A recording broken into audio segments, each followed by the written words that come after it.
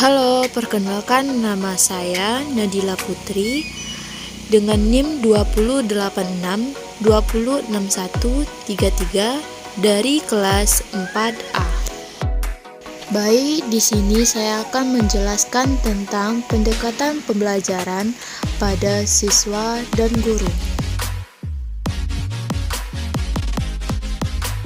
Pendekatan adalah sebuah titik tolak atau sudut pandang terhadap proses pembelajaran. Sedangkan pendekatan pembelajaran menurut Milan Rianto merupakan cara memandang kegiatan pembelajaran sehingga memudahkan bagi guru untuk memperolehnya dan bagi peserta didik akan memperoleh kemudahan belajarnya.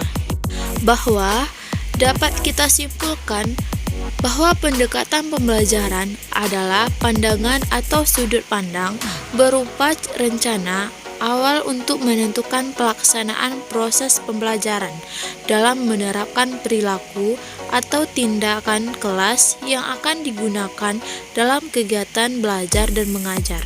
Fungsi pendekatan pembelajaran. Yang pertama merupakan sebuah filosofi atau landasan. Yang kedua merupakan sudut pandang. Yang ketiga rangkaian gagasan untuk mencapai tujuannya. Yang keempat jalan untuk ditempuh untuk mencapai tujuan pembelajaran. Bahwa pendekatan pembelajaran adalah sebuah filosofi atau landasan yang sudut pandangnya dalam melihat bagaimana proses pembelajaran yang dilakukan sehingga tujuan yang diharapkan tercapai. Jenis-jenis pendekatan pembelajaran. 1. Pendekatan pembelajaran pada guru. Pendekatan ini mempelajari pusat pada guru sebagai guru ahli yang memegang kontrol selama proses pembelajaran dalam aspek organisasi, materi, dan waktu.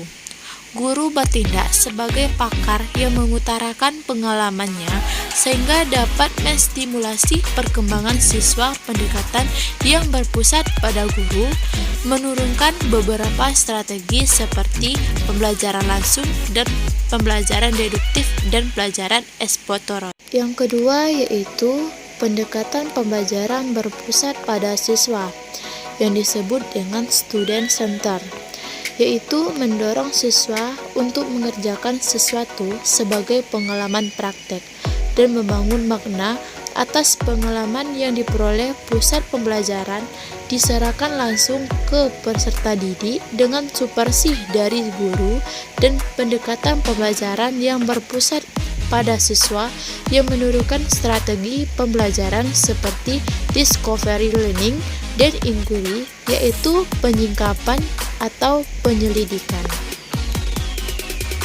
Contoh-contoh pendekatan yang terbagi menjadi 4 kelompok, yaitu pertama, pendekatan individual.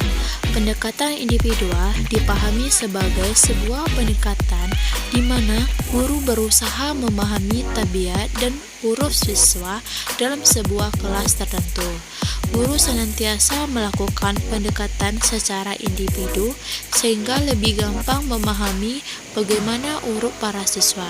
Selain itu, perkara kesulitan berguru dialami oleh siswa juga akan lebih gampang terpecahkan. Kedua, yaitu pendekatan kelompok. Pendekatan kelompok merupakan pendekatan yang bertujuan mengembangkan dan membina perilaku sosial siswa. Pendekatan ini akan menghasilkan kepekaan dan rasa sosial yang tinggi atas diri setiap siswanya. Yang ketiga yaitu pendekatan bervariasi. Pendekatan bervariasi adalah setiap siswa mempunyai motivasi berguru yang berbeda-beda dengan yang lain. Permasalahan yang mereka hadapi juga bervariasi antar satu dengan yang lain. Pendekatan bervariasi ialah solusi sempurna mengatasi perkara tersebut.